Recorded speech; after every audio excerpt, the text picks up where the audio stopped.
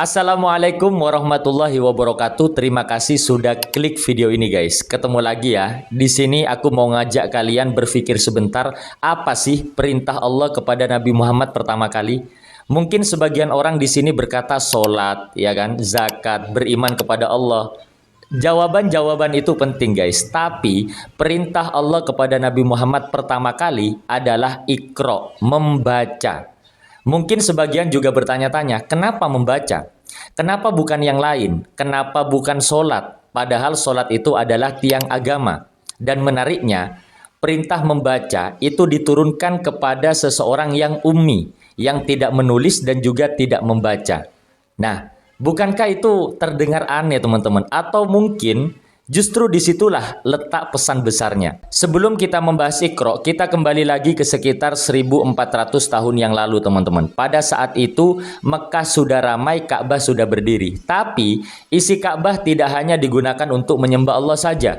Menurut berbagai riwayat sejarah, di sekeliling Ka'bah itu terdapat ratusan berhala yang disembah oleh berbagai kabilah Arab. Masyarakat yang hidup pada saat itu hidup pada zaman yang oleh Al-Quran disebut sebagai zaman jahiliyah. Kata jahiliyah di sini bukan berarti mereka bodoh atau tidak punya ilmu ya. Mereka justru terkenal pandai bersyair, paham silsilah keluarga dan juga pandai berdagang. Kata jahiliyah maksudnya adalah kebodohan dalam mengenal petunjuk Allah.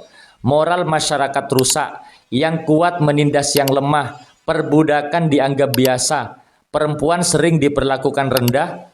Nah, dalam keadaan seperti itu, ada satu orang yang merasa semua ini tidak benar. Namanya Muhammad bin Abdullah atau Nabi Muhammad Sallallahu Alaihi Wasallam. Sebelum diangkat menjadi nabi, Nabi Muhammad memang dikenal dengan gelar Al-Amin atau orang yang dapat dipercaya guys. Beliau seorang pedagang, beliau juga dihormati oleh banyak orang. Tapi jauh dari dalam lubuk hatinya, beliau merasa ada yang salah dengan masyarakatnya. Nah, karena itulah akhirnya beliau sering meninggalkan hiruk pikuk kota Mekah dengan menaiki ke sebuah gunung namanya Jabal Nur. Nah, di Jabal Nur ini ada gua kecil namanya Gua Hiro guys. Beliau membawa bekal secukupnya, berdiam diri di sana selama beberapa hari.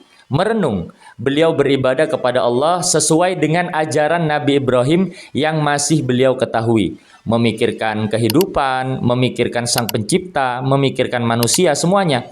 Dalam hadis yang diriwayatkan oleh Aisyah radhiyallahu an, sebelum wahyu turun, Rasulullah memang senang berkhalwat atau berdiam diri di Gua Hiro selama beberapa malam. Setelah bekalnya habis, beliau kembali ke Khadijah, lalu kembali lagi dengan membawa bekal yang baru. Hadis riwayat Muslim. Pada saat itu beliau belum tahu bahwa suatu malam hidupnya akan berubah selama-lamanya teman-teman. Di malam ketika perintah pertama dalam Al-Quran turun, Nabi Muhammad SAW sedang beribadah di dalam gua guys. Kemudian tanpa aba-aba, malaikat Jibril datang dan mengucapkan Iqra, bacalah. Kemudian Nabi Muhammad terkejut dan menjawab, aku tidak bisa membaca. Kemudian malaikat Jibril menghampirinya lagi, memeluk beliau dengan erat sampai Nabi Muhammad terasa sesak dan mengucapkannya lagi, Iqra, bacalah. Kemudian Nabi Muhammad jawab lagi, aku tidak bisa membaca. Kemudian malaikat Jibril menghampiri beliau lagi, memeluk beliau dengan lebih erat lagi guys. Kemudian melepaskannya. Untuk yang ketiga kalinya, malaikat Jibril mengucapkan Iqra, bacalah. Kemudian Nabi Muhammad tetap menjawab, aku tidak bisa membaca. Nah, lalu perintah pertama dalam Al-Quran turun guys. Iqra bismi rabbikal ladzi khalaq, khalaqal insana min 'alaq, Iqra wa rabbukal akram, alladzi 'allama bil qalam, 'allamal insana ma lam ya'lam. Nah, teman-teman, setelah mendapatkan wahyu pertama, perintah pertama dalam Al-Quran, Nabi Muhammad turun dari Jabal Nur dengan tubuh bergetar. Ya, kemudian beliau pulang. Hal pertama yang beliau katakan kepada Siti Khadijah adalah selimuti aku, selimuti aku. Ya, setelah Siti Khadijah memberikan selimut, setelah Siti Khadijah menyelimuti beliau, setelah ketakutan Nabi Muhammad SAW sudah mulai mereda, akhirnya Nabi Muhammad menceritakan apa saja yang dialaminya kepada Siti Khadijah. Bahkan Rasulullah takut ada sesuatu yang mengkhawatirkan terjadi ke depannya. Tapi di sini guys, letak keistimewaan Siti Khadijah. Jadi beliau menenangkan Nabi Muhammad dengan kata-kata seperti ini. Demi Allah, Allah tidak akan pernah menghinakanmu. Engkau berkata jujur, engkau menyambung silaturahmi, membantu orang lain, memuliakan tamu, membantu orang-orang yang tertimpa musibah. Guys, perhatikan. Siti Khadijah tidak hanya menenangkan Nabi Muhammad dengan kata-kata, tapi beliau juga mengingatkan Nabi Muhammad tentang akhlaknya. Jadi seolah-olah Siti Khadijah berkata gini, orang baik sepertimu tidak akan pernah dihinakan oleh Tuhan. Tuhan tidak akan pernah meninggalkanmu. Jadi gitu guys. Sungguh dukungan dari orang terdekat itu luar biasa sekali. Sampai di sini ada satu pertanyaan yang belum terjawab. Kenapa Allah memilih Iqra sebagai wahyu pertama? Kenapa bukan sholat? Padahal sholat adalah tiang agama. Kenapa bukan tauhid secara langsung? Kenapa bukan larangan menyembah berhala? Dan justru kenapa perintah membaca atau Iqra turun kepada seorang nabi yang tidak membaca dan juga tidak menulis? Atau mungkin ada makna lagi yang lebih dalam? Nah, jangan kemana-mana, kita lanjut teman-teman. Selama ini kita sering menerjemahkan Iqra menjadi bacalah. Terjemahan itu benar guys, tapi menurut beberapa ulama tafsir, makna membaca memiliki makna yang lebih luas dan lebih dalam daripada sekedar membaca tulisan di atas kertas.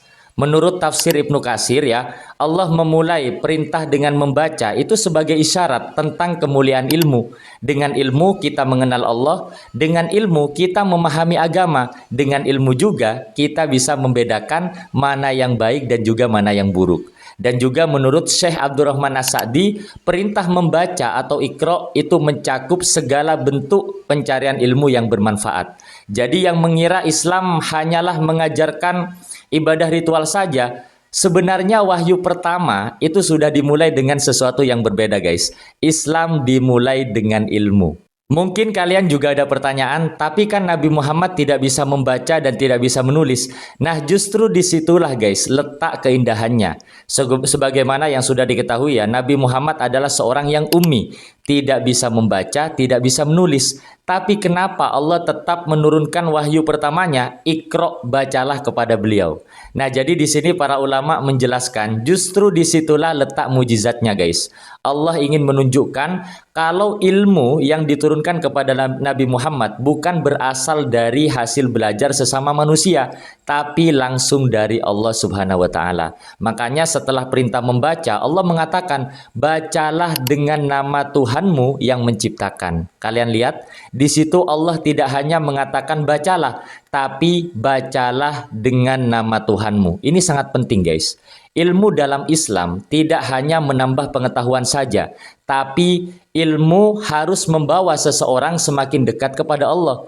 Kalau ada orang yang mengaku berilmu, merasa lebih besar daripada yang lain, sombong, merendahkan yang lain, berarti ada yang salah dengan ilmu tersebut. Sekarang benang merahnya sudah mulai terlihat guys. Coba kita renungin, kalau semisal perintah pertama adalah sholat, bagaimana orang-orang tahu cara sholat?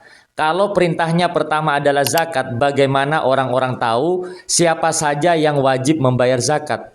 Kalau semisal Allah mengharamkan sesuatu, bagaimana caranya orang tahu alasan dibalik larangan tersebut? Makanya jawabannya cuma satu, mereka membutuhkan ilmu. Makanya ilmu ini adalah pondasi guys.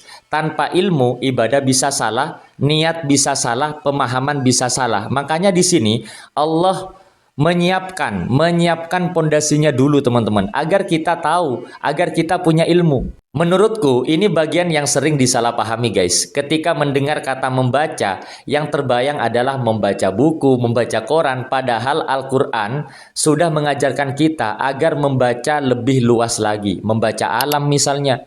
Kenapa setiap orang berbeda-beda? Kenapa ada laki-laki dan perempuan? Bahkan kita juga diperintahkan untuk membaca diri sendiri. Ya, apa saja dosa-dosa kita, apa saja kekurangan-kekurangan kita yang sudah dilakukan, sudah benar apa belum. Jadi gitu guys, artinya membaca itu memiliki makna yang sangat dalam. Dan kalau dipikir-pikir, isi Al-Quran bukan hanya penuh perintah-perintah, tapi juga penuh dengan pertanyaan-pertanyaan. Seperti, Tidakkah mereka berpikir? Nah, ada kan? Tidakkah mereka memperhatikan? Tidakkah mereka menggunakan akal? Jadi ungkapan-ungkapan seperti itu ada banyak sekali di dalam Al-Quran, teman-teman cek aja. Seolah-olah Allah itu mengajak manusia jangan hanya ikut-ikutan, jangan hanya menerima tanpa berpikir. Dan juga ilmu adalah jalan menuju Allah Subhanahu wa taala. Rasulullah Shallallahu alaihi wasallam bersabda, guys, barang siapa menempuh jalan untuk mencari ilmu, maka Allah akan mudahkan baginya jalan menuju surga. Kalian perhatikan, Rasulullah tidak mengatakan barang siapa yang paling pintar, tidak. Tapi barang siapa yang menempuh jalan untuk mencari ilmu. Artinya, orang-orang yang sedang belajar, orang-orang yang masih bertanya, atau yang masih mau memperbaiki diri, sesungguhnya mereka berada di jalan yang dicintai Allah.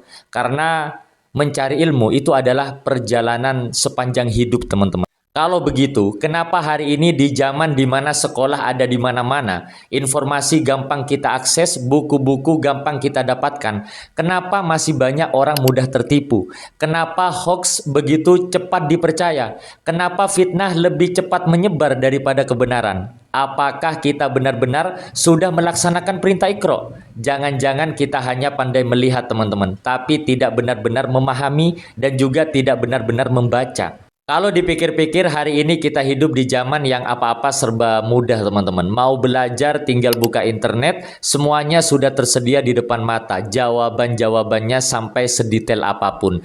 Tapi anehnya, di zaman yang sekarang ini, banyak hoax dan juga penipuan yang mudah dipercaya oleh banyak orang.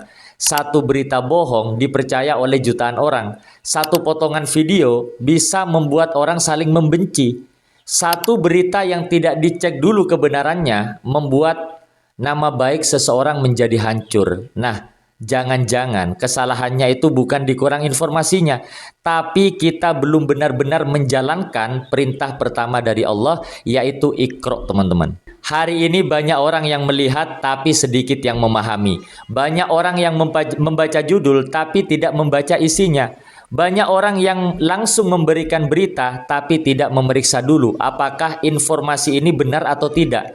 Makanya Allah sudah mengingatkan di dalam Al-Quran, wahai orang-orang yang beriman, jika datang kepada kalian seorang fasik membawa suatu berita, maka telitilah terlebih dahulu. Guys, coba kalian perhatikan, di situ Allah tidak mengucapkan percayalah, tapi telitilah. Itu juga bagian dari Iqra, guys. Mencari kebenaran, tidak terburu-buru mengambil kesimpulan. Para ulama dahulu sangat menghargai ilmu, teman-teman. Kalau kita baca sejarahnya, kita akan dibuat kagum. Contohnya Imam Ahmad bin Hambal. Beliau rela melakukan perjalanan yang sangat jauh hanya untuk mendengarkan satu hadis langsung dari perawinya.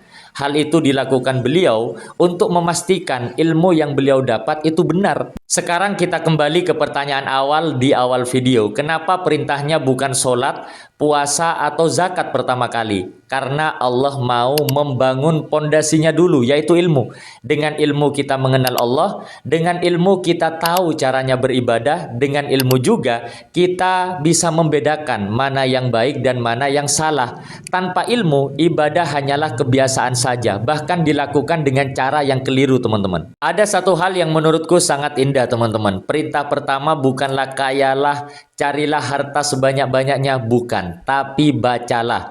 Seolah-olah Allah sedang mengajarkan bahwa perubahan besar selalu dimulai dari ilmu, bukan jabatan, bukan kekayaan, tapi dari ilmu.